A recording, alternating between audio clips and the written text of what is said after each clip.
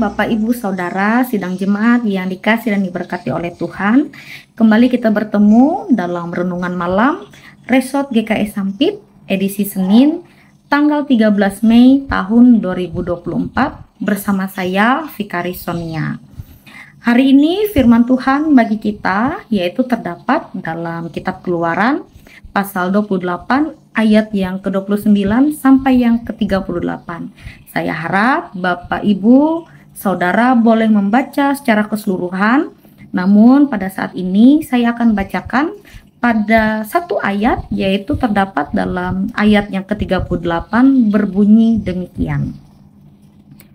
Patam itu haruslah ada pada dahi Harun, dan Harun harus menanggung akibat kesalahan terhadap segala yang dikuduskan oleh orang Israel, yakni terhadap segala persembahan kudusnya. Maka haruslah patam itu tetap ada pada dahinya, sehingga Tuhan berkenan akan mereka. Saya mengambil tema dalam renungan malam pada saat ini, yaitu ketaatan dalam berpenampilan. Bapak Ibu yang dikasihi Tuhan, imam merupakan jabatan seseorang yang mana dia memiliki tugas dan tanggung jawab sebagai wakil manusia dalam urusan-urusan mengenai hal-hal yang berhubungan kepada Allah, seperti mempersembahkan korban, mengadakan doa, dan memberi berkat. Nah, kehidupan seorang imam pada masa itu diatur dengan sangat jelas, baik kehidupannya secara pribadi, keluarganya, cara berpakaian pun latar belakang yang murni harus dari keturunan orang Lewi. Pada bagian firman Tuhan yang sudah kita baca pada saat ini merupakan bagian yang jelas adalah aturan berpakaian yang ditetapkan oleh Tuhan, yang mana ini juga dengan tujuan untuk mendukung penampilan seorang imam. Kita bisa melihat dimulai dari ayat 29 sampai yang ke-30, di sana Allah memberikan satu perintah atau suatu perintah kepada Musa, yang mana ia menetapkan bahwa Urim dan Tumim di dalam jubah imam itu harus dipakai dengan makna dia membawa nama Israel yang diletakkan di dadanya, dan ini membuktikan atau menunjukkan ketaatan ia masuk ke hadapan Allah. Nah, Urim dan Tumim ini adalah dua benda misterius Bapak Ibu, yang mana ini digunakan oleh seorang imam untuk meminta petunjuk dari Allah dalam membuat keputusan. Nah, Urim dan Tumim ini bisa berupa benda, ya mungkin saja berupa benda yang kecil atau batu, yang mana ini digunakan untuk mendapat jawaban ya atau tidak dari Tuhan. Nah, selanjutnya pada ayat selanjutnya, jubah imam itu harus dibuat atau dijahit dengan emas dan nilon dengan warna-warna yang sudah ditetapkan untuk menunjukkan kemuliaan dan keagungan jabatan seorang imam. Nah, imam juga menggunakan seperti lonceng-lonceng kecil yang digantung, sehingga ketika imam itu masuk menghadap kepada Allah, Tuhan itu melihat, dan ketika ia masuk kemudian ia keluar, ia tidak mati. Dan tentunya hal ini juga menunjukkan kesucian dan kepatuhan dalam kehendak Allah. Selain itu juga Allah memberikan perintah, dan ini yang penting, yaitu membuat suatu mahkota emas murni, yang mana ini akan diletakkan di atas kepala, dan mahkota ini harus diukir dengan kata-kata yang bertuliskan kudus bagi Tuhan. Nah, Bapak Ibu yang dikasihi Tuhan, ini merupakan bagian yang penting dalam pakaian yang digunakan oleh imam.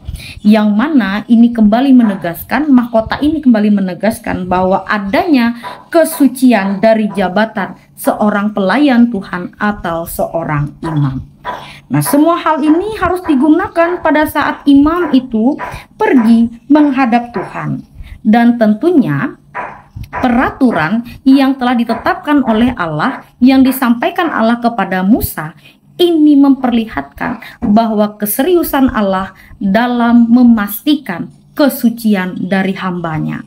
Dan tentunya bagi hamba yang taat, yang mengikuti setiap aturan yang menggunakan pakaian yang telah ditetapkan oleh Allah, maka ini menunjukkan keseriusan ketaatan kita dalam pelayanan kepada Allah.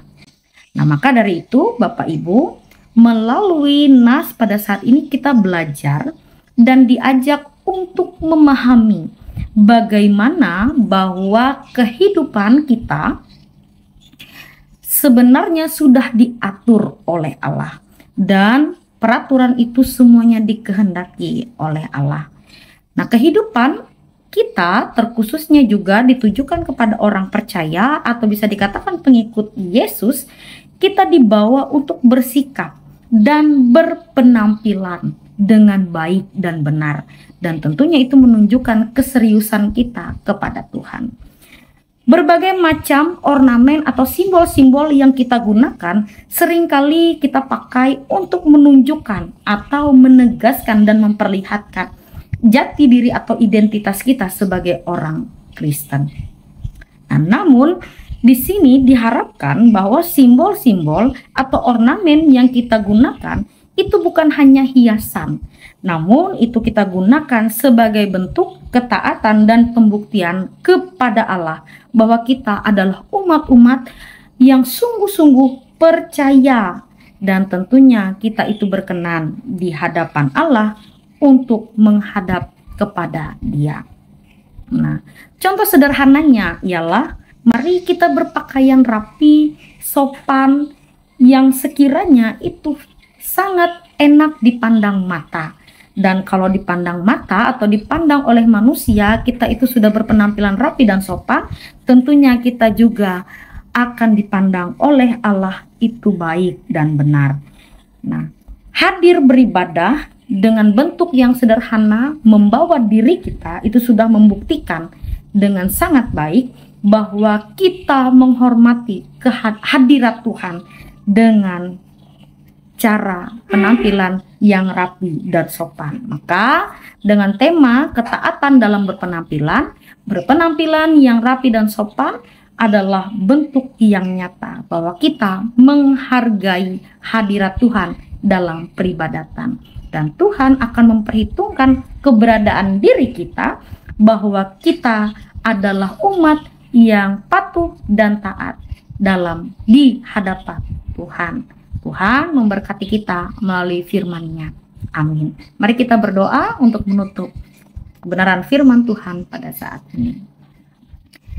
Ya Allah yang bertata dalam kerajaan sorga, kami bersyukur dan berterima kasih akan kebaikan dan pemeliharaan Tuhan, sehingga dalam setiap aspek kehidupan kami tetap diatur, sehingga kami tetap berkenan di hadapan-Mu.